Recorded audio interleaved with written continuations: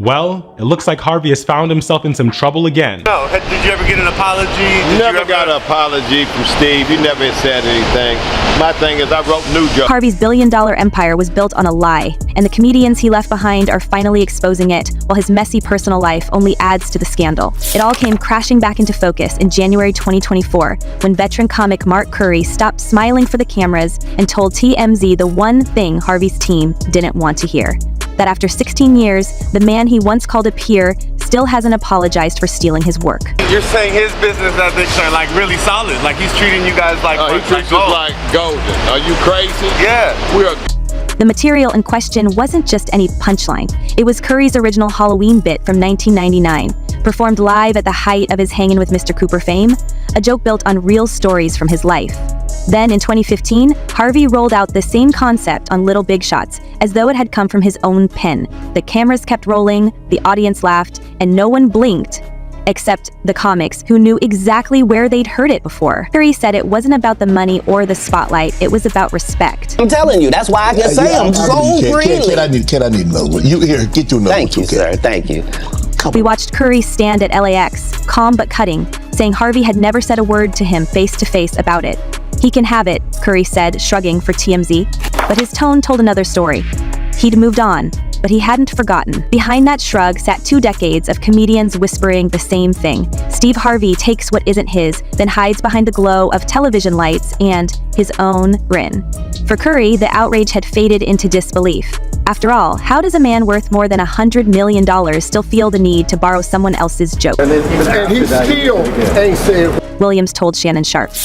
Now, Steve got a sitcom where he the principal and he wear a suit. The audience didn't need a translator. They remembered Hangin' with Mr. Cooper, the ABC hit that ran from 1992 to 1997, where Curry played a high school coach turned principal. 3 years later, the Steve Harvey Show hit the WB with Harvey in, coincidentally, the same role, right down to the conservative suits and classroom backdrop. We can argue coincidence, but the timing is brutal. One sitcom ends in 1997, another debuts in 1996, overlapping like a shadow. To many in the comedy circuit, it looked less like inspiration and more like replication.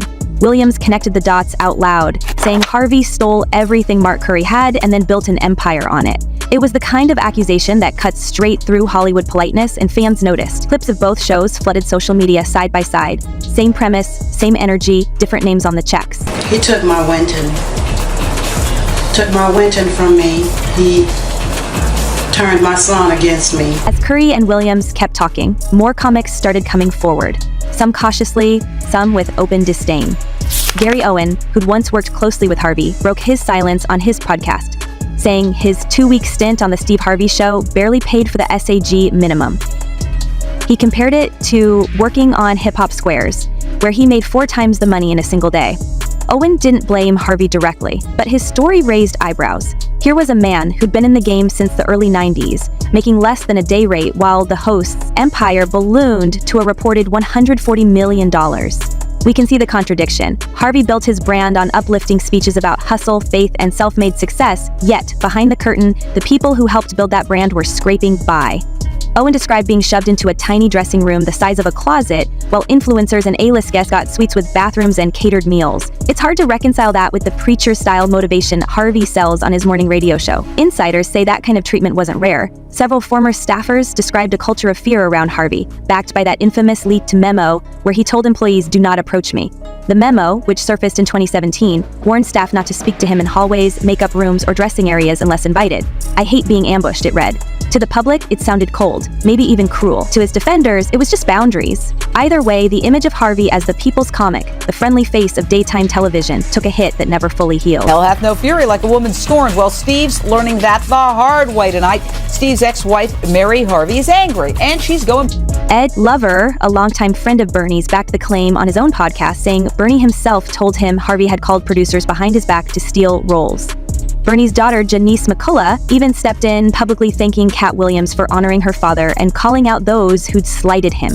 She didn't name Harvey directly, but she didn't have to. All of this paints a picture that's hard to ignore. A man who preaches mentorship while allegedly undermining peers, who talks about faith while quietly rewriting comedy history in his own favor. Every time someone calls him out, whether it's Curry, Williams, or an ex-wife, he pivots to religion, posting videos quoting scripture about ignoring haters. In one clip from January 2024, filmed right after Kat's interview went viral, Harvey stood on the Family Feud stage telling the crowd, "You don't have to address your haters." To most viewers, it sounded like a sermon. To those following the scandal, it sounded like deflection. The backlash didn't just come from fellow comics. Former employees, sidekicks, and even daytime guests began to talk. Gary Owen wasn't alone in calling out the low pay. One former producer described a pattern. Harvey's circle of trust was small, and anyone outside it was disposable. The leaked memo proved that point. In it, he instructed staff not to approach him without appointment, not to wait in hallways, not even to walk beside him, for someone branding himself as a people's champion. It read like royal decree. It's like haters. When you get haters, you know, people's opinion of you is none of your business. Meanwhile, comedians who'd known him for decades watched with growing resentment as he transformed from blue-collar comic into self-help millionaire. To them, the transformation wasn't evolution, it was erasure. He stopped talking like one of them and started talking down to them. Behind closed doors, they say Harvey was calculating, even ruthless, cutting off friends who questioned him, rewriting old partnerships so his name appeared first. That's how, according to insiders, the Kings of Comedy sequel ever happened. Cedric later admitted that egos got in the way. But insiders point to Harvey's need for control as the real reason. As the new wave of interviews reignites these old wounds, fans are starting to question how much of Harvey's legacy belongs to him. Is he a self-made mogul or a master recycler of other people's brilliance? The accusations from Curry and Williams didn't just reopen a feud, they cracked open an industry myth. Because if Steve Harvey's rise was fueled by borrowed jokes, lifted sitcom concepts, and underpaid colleagues, then every motivational speech about owning your destiny starts to sound hollow, and the timing of these revelations couldn't be worse. The more Harvey dismisses them as hate, the more people dig. Those resurfaced clips of Bernie Mac calling him out, of Curry's 1999 set echoing through Harvey's later shows, of Gary Owen recounting that cramped dressing room. They are now being stitched together by fans into a timeline that looks less like coincidence and more like pattern. But the most damning evidence isn't just what Harvey took, it's what he did to the one comedian who couldn't fight back, and the wives who say he left them broken.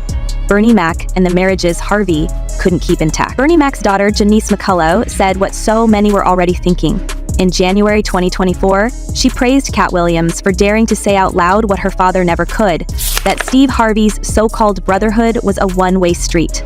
She said she respected Williams for defending Bernie's name because too many people had acted like the tension never existed. We remember that GQ interview from 2003 when Bernie hinted that Harvey tried to slide into his Ocean's 11 role by offering to take a lower paycheck. What began as isolated complaints now reads like a dossier. Joke theft, underpaid talent, broken promises, and a trail of colleagues who say they were cut out once they stopped serving his image. Even the language of his leaked memo, "for the good of my personal enjoyment," has become a symbol of how far he's drifted from the community that built him. It's no longer about one Halloween joke or one sitcom. It's about legacy and who really earns it. If Steve Harvey's empire was built on borrowed success and broken vows, the real question isn't whether he'll survive the backlash, it's how many more comedians and how many more ex-wives are waiting to come forward with receipts of their own. So what do we think? Has Harvey's spotless image finally met its breaking point, or will he talk his way out of this one like he always does? Let us know what side you're on, because this story isn't finished yet. Thanks for watching, and until next time, keep your eyes open, because in Hollywood, the real punchline is always, who gets the last laugh?